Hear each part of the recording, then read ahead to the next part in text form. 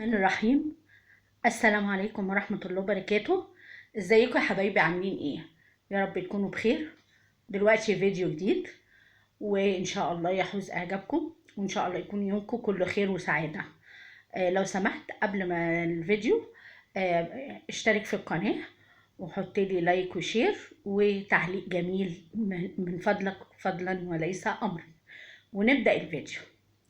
في تيك توك نزل آه يعني لغاية كده أذان الفجر كنا سامعين التيك توك وهو شغال، وأذان الفجر شغال.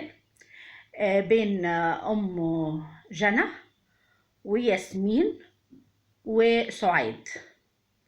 الحمد لله.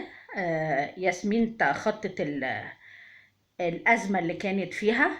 يعني أنا شفتها الحمد لله ما كملتش ساعة ولا حاجة، وبعد كده تخطت الأزمة عادي وعملت تيك توك، وعملت مع واحد مش عارفة اسمه ايه او كده. انا حاسة ان انا شفته بس مش عارفة هو مين.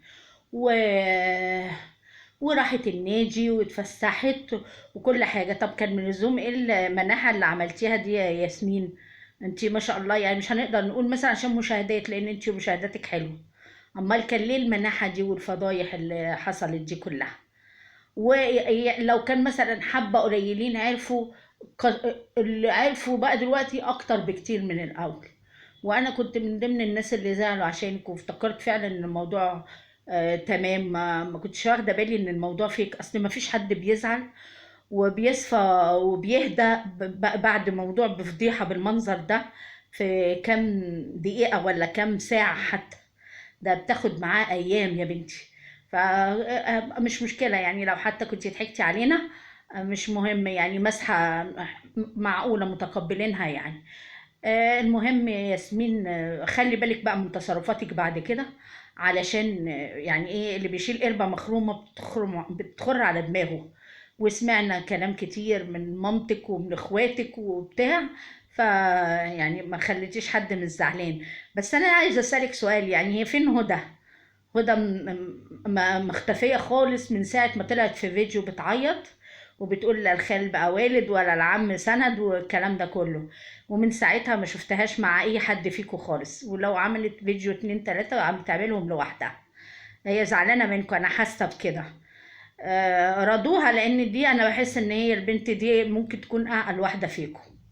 وانت يا ياسمين بقى ايه، شدي على العقل شوية، عشان كمان اخوكي طلع بفيديو كان فيديو يعني مش عارفة اقول عليه ايه بصراحة. خلي الناس بقى هي اللي تقول عليه. وشتايم والفاظ وكلام وحاجات. وبتزعلوا مامتك بتقول انتوا بتبوظوا سمعة مصر. بذمتك يبقى احنا اللي بنبوظ سمعة مصر، ولا اللي بيطلعوا يلبخوا، اللي بيطلعوا يفضحوا نفسهم من هم اللي بيلبخوا سمعة مصر؟ ف يعني يا ياسمين انت ضحكتي عليا جامد، فبيخلي بالك بقى من نفسك بعد كده. ومفيش داعي للهيصة، لانها هتيجي على دماغك بعد كده. وبعدين بالنسبة لأم جنى، اكتشفت فيك الجانب الآخر يا أم جنى. أولا أنت أول ما حصل موضوع ياسمين جريتي وقفتي جنبها. أنا قلت أكيد ده بسبب المشاهدات، عايزة إيه تعمل فيديو تنزله مساندتها لياسمين ويطلع لها مشاهدات. كان لغاية وقت قريب قوي جبتي 90,000، دلوقتي تلاقيهم عدوا 100,000. بكلمتين تلاتة قلتيهم، ولا انت فاهمة الموضوع ايه ولا مش فاهمة ولا اي حاجة، ودخلتي وحشرتي اي كلمتين وخلاص. ما علينا، كل واحد بيدور اكيد على مصلحته. آه اكتشفت بقى الجانب اللي انا اكتشفته فيكي يا ام جنى، انك انت دمك خفيف. بس بصراحة انا ما بقدرش اتفرج لك على اي فيديو، بالذات لما بتبقي بتاكلي.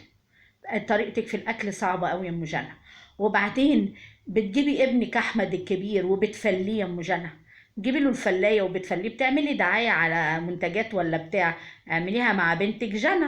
لكن تجيبي احمد وتفليه حتى منظره يبقى ايه قدام اصحابه. يعني لو هو بيمنتج البتاع يسألك السؤال ده يعني كان، يا ماما لما اصحابي يشوفوا المنظر ده هيبقى منظري وحش، عمال تشدي في شعره يا واد وقشره. حاجه تقرف بصراحه يعني. ولما جبت لنا الفراخ كان ناقص ان انت تقومي تطبخيها عادي بعد ما كانت ميته ومحتضره يعني.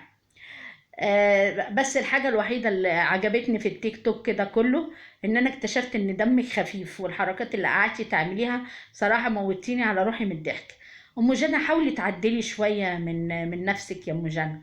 وبعدين انا لو فعلا موضوع مازن ان هو اتجوز عليكي انا متضايقه جدا، بس ده بيدل على انك لازم تتغيري، مش مجرد ان انت عملتي عمليه التكميم. انت برضو بتاكلي بطريقه وحشه جدا، لازم تقللي اكلك، ولازم تاكلي كويس وبالراحه، وتاكلي بشوكه، بلاش تفعيص الايدين وكده. كلي بشوكه علشان حتى تاكلي قليل قليل قليل، وخدي ادويتك والكلام ده كله. ولو كان فعلا مازن اتجوز عليكي يبقى الله يكون في عونك، يبقى خليه بالك بقى منه. وما ت...